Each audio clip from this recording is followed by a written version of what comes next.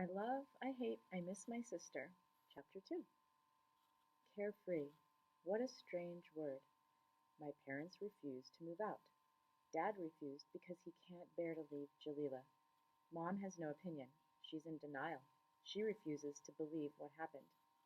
Taib and Idris have grown. Aunt Algia had her baby, a girl she named after her mother, Heptisam. It's strange that time does not stop. I feel like running away.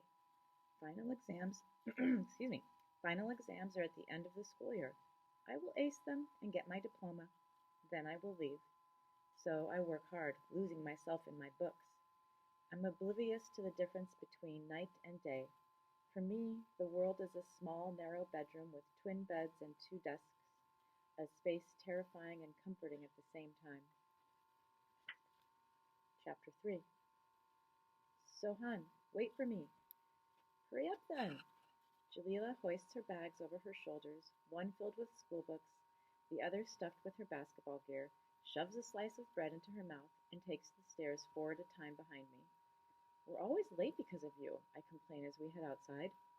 Why are you always in such a hurry to get to school? Jalila throws what's left of her bread into the square. Bon appetit, birds. My sister never has time for a proper breakfast, but there is no way that she would go to school without doing her hair just so and carefully applying makeup. Not too much, just a light trace of powder to hide a tiny blemish on her chin, mascara, and some kohl to line her eyes. Only what's needed. At the bus stop, a woman wearing a jalaba is waiting, a shopping bag in her hand. I glance at her, then at the ads on the bus shelter. One ad shows a girl wearing nothing more than a G-string, her buttocks on full view. The full-size ad is super sexy. You can't see the model's face, which makes you think she has no face. She's only a pair of butt cheeks. I am disgusted by this display of flesh. I look at my sister. Makeup isn't the only weapon in her feminine arsenal.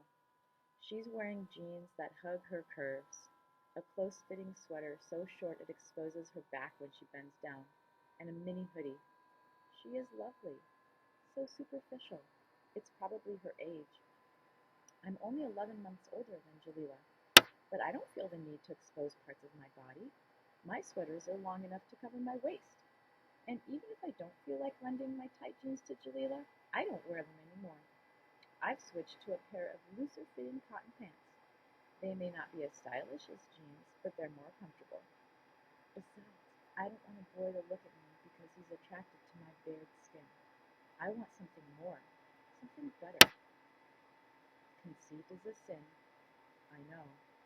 School isn't so far that we can't walk, but in the morning the bus gives us time to relax and prepare ourselves for the change in atmosphere. The bus pulls up in front of the stop. It's almost empty. We are at the beginning of the line. It will be full by the time we reach school. Jalila and I sit side by side, always in the same seats, in the first row, at the middle of the bus. We put our bags on the floor and prop our knees up against the glass partition. We are still sisters for a few more stops. After that, we part ways, as if we've crossed an invisible border, the project's border. Beyond that limit, my sister changes. She sits back a little more and puts her feet on her bag. The Jalila of the Lilac Housing Projects becomes the Jalila of Racing High School. One stop farther, and Kareem and Estelle join us. Jalila gets up and holds onto the pole to be closer to her friends. They talk about their teachers, about some of their classmates, about the last math lesson, which none of them understood. I wonder if Kareem and Estelle even know that Jalila and I are sisters. If they do, they couldn't care less. When we get off the bus, the crowd separates us. We don't bother to look at each other. Jalila no longer knows me. I walk toward my friends, if you can call them that. They're just the students from class who I get along with. Lola, Sophia, Christian, and Charlene. They are huddled near the main door, smoking. I do not smoke. I am Muslim. My parents taught me that we have to respect the body that God gave us. Jalila goes her own way. Up until last week, Sylvan, a boy who's also a junior but in another class, greeted my sister with a kiss.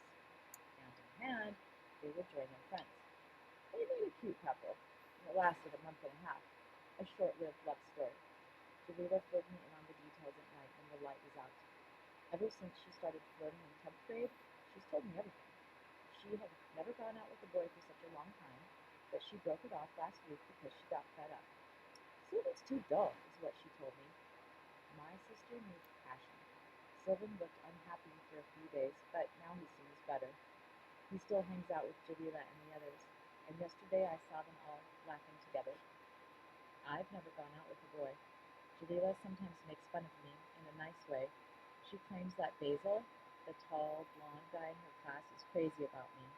She says I have a long list of admirers and that my indifference will drive them to suicide. She swears that a little bit of coal would bring out the beauty of my eyes, that I'm very pretty when I smile.